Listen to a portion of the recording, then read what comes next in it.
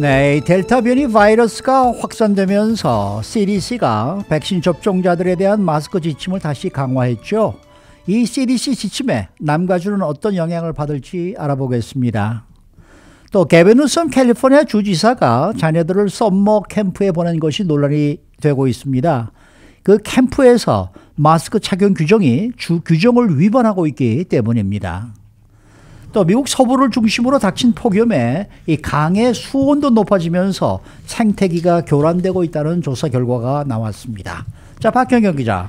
네, 안녕하십니까. 어제 CDC의 새로운 마스크 착용 지침이 공고가 됐는데 남가주는 어떤 영향을 받게 될까요? 남가주 대부분 지역이 다 영향을 받는다고 보면 되겠습니다. 네. 먼저 CDC의 새 지침부터 잠깐 살펴보면요. 코로나19 전염률이 높은 지역에선 백신 접종을 마친 사람들도 실내 공공장소에서 마스크를 착용하도록 권고를 했죠. 네네. 또 가을 학기부터 초중 고등학교의 학생들은 물론이고 교직원들 모든 사람들이 역시 백신 접종 여부와 관계없이 마스크 쓰는 게 좋다라는 권고도 함께 그렇죠. 내놨는데요. 네. 그런데 여기서 전염률이 높은 지역이라는 건 CDC가 영어로 규정한 high 또는 substantial 여기에 해당하는 곳들입니다. 네. 그런데 이에 해당하는 남가주 지역은 대다수입니다. 구체적으로 남가주는 어느 지역이 지금 이렇게 해당이 될까요?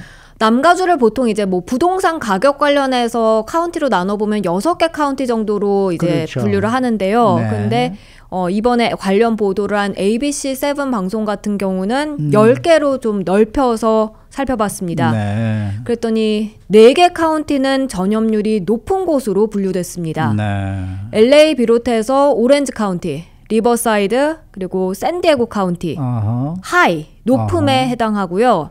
그 외 다른 5개 카운티들도 그 다음 단계 substantial로 높은 편에 속하는데요. 네. 샌버나디노와 컨 카운티, 임페리얼, 벤추라, 그리고 산타바바라 카운티입니다. 네. 그러니까 지금 말씀드린 이 9개 카운티는 CDC가 어제 내놓은 그 새로운 지침에 해당하는 곳들입니다. 10개 카운티 가운데 단 한 곳만이 해당 사항이 없는데요. 네. 바로 샌루이스 오비스포 카운티입니다. 네. 여기는 그보다 낮은 moderate, 보통 수준으로 분류됐습니다. 근데 LA 카운티는 이미 이 백신 접종 여부와 관계없이 실내에서는 마스크를 다 쓰라 이렇게 지금 지시를 내리지 않았습니까? 맞습니다. CDC보다 앞서서 앞섰죠. 그런 결정을 네, 내린 네, 겁니다. 네. 지난 17일 토요일 밤, 18일 일요일 새벽부터 그게 시행되기 시작했죠. 그래서 미국에서는 로컬 지역 단위로는 LA 카운티가 마스크 착용을 강제하는 가장 큰 규모였고요. 네. 그래서 다른 로컬 정부들도 이곳 LA 카운티 상황을 주의 깊게 지켜보고 있다. 새로운 마스크 착용 규정이 시행된 그 주말에 LA 타임스가 그렇게 보도하기도 했는데요. 네. 결국은 LA에서 시작한 게 전국적으로 약간 이렇게 확대되는 모양새입니다. 네. 그런데 어제 이 CDC의 새로운 지침은 사실 강제가 아니라 권고입니다. 그렇죠? 네. 그러니까 곳곳마다 어떤 결정을 내릴지라는 거는 뭐 그 카운티 정부에 달려 있는 거 아니겠습니까? 네. 그러니까 각 카운티마다 달라지게 되는데요. 그렇죠. LA는 백신을 맞았든 안 맞았든 반드시 실내에선 마스크를 써야만 하는 거고요. 네네. CDC는 실내에서 마스크 착용을 권고하기로 결정해 발표한 건데요. 남가주 다른 카운티들을 보면 벤추라 카운티의 경우는 이달 초에 비슷한 규정을 강력하게 권고했습니다. 네. 모든 주민들이 백신 접종 여부와 상관없이 실내에서 마스크를 쓰도록 강하게 권고를 한 겁니다. 네. 그러니까 CDC 어제 발표와 가장 비슷한 내용이었고요. 샌버나디노 카운티의 경우엔 현재로선 아직까지 새로운 보건 규정을 시행할 계획은 없다고 말했습니다. 네. 또 리버사이드 카운티, 여기 보건국은 새로운 규정을 검토 중이라고 밝혔습니다.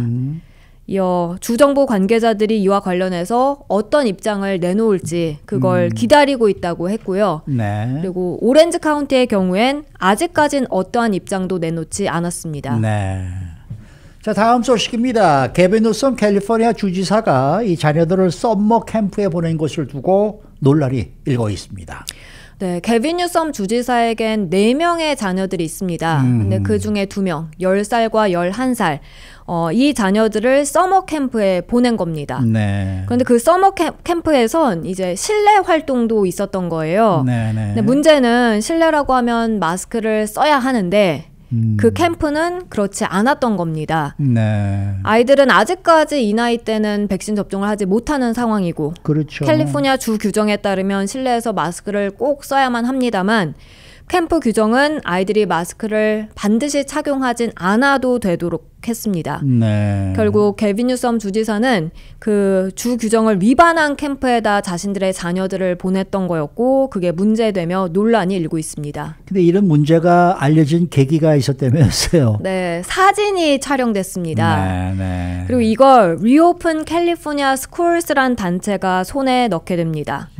이 리오픈 캘리포니아 스쿨스는 다름 아닌 학교를 마스크 착용하지 않은 채 fully, 완전하게 리오픈하자라고 촉구하는 단체인데요. 지난 26일 월요일 트위터에 캠프에 있던 그 뉴섬 주지사 아들 중 한 명의 사진을 얻었다면서 이렇게 비판의 목소리를 높였습니다. 뉴섬 주지사의 언행 불일치를 보여주는 또 하나의 사례다라고 말이죠. 네. 그러니까 지난해 11월에 기억하시겠습니다만 3가구 이상은 모이지 말아달라 이렇게 얘기해놓고 프렌치 레스토랑에서 여러 명이 모여서 마스크 쓰지 않고 식사하던 그 장면이 이제 사진에 찍혀서 알려지면서 논란이 됐던 거. 근데 이번에 또다시 본인의 자녀들도 지키지 못하는 그런 주 규정을 내세우고 있다고 이 단체가 지적하고 나섰습니다. 네. 게빈 뉴섬 주지사는 그래서 어떤 입장을 표명했나요? 직접 밝히진 않았지만 게빈 뉴섬 주지사 사무실 측에서 입장을 내놨는데요. 아하. 게빈 뉴섬 주지사 내외는 일단 캠프 측 규정을 검토할 때 그 부분은 미처 보지 못했다고 했습니다. 백신을 접종하지 않은 아이들이 캠프장 실내에서 마스크를 착용하지 않는 것에 우려를 하면서 그 자녀들을 곧바로 캠프에서 빼내왔다고 밝혔습니다. 네. 그래서 더 이상은 그 주지사 자녀들이 이 캠프에 있진 않다고 전했습니다. 네. 자신의 리콜에 대해서 여론이 지금 뭐 찬반이 거의 비슷하게 지금 가고 있다고 어저께 말씀하셨잖아요. 네, 그랬죠. 이걸로 또 하나의 악재가 된 게 아닌가 이런 생각이 들기도 하는데. 맞습니다. 참 골치 아프겠네요. 네.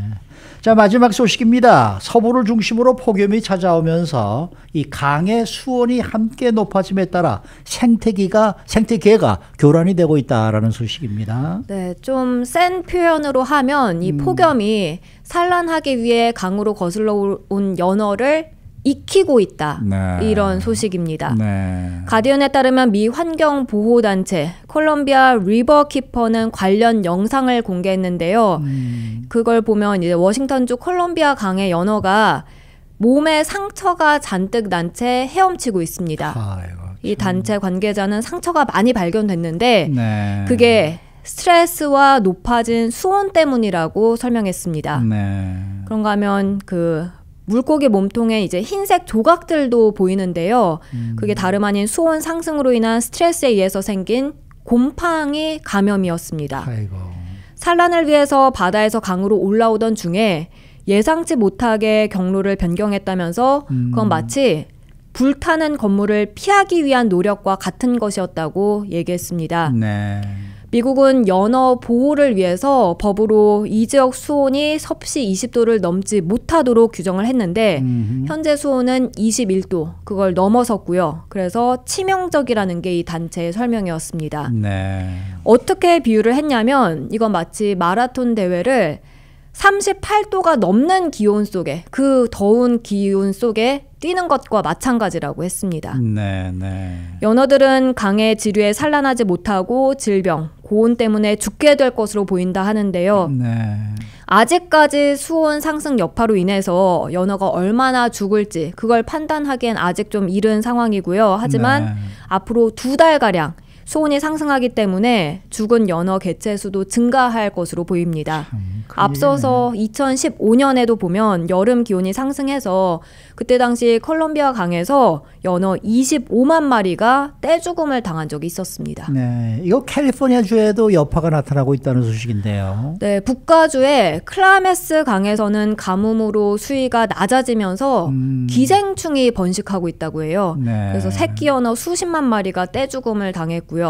또 세크라멘토 강에서도 치누크 연어 치어들이 이상 고온 때문에 거의 전부 폐사할 위기에 처한 것으로 전해지고 있습니다. 네. 연어 치어들이 죽게 되면 전체 개체 수에 영향을 주고 낚시 기간도 짧아지게 되면서 캘리포니아주에 무려 14억 달러 경제 손실까지 있을 전망입니다. 그리고 연어 가격도 치솟아서 물가에도 영향을 줄 수밖에 없고요.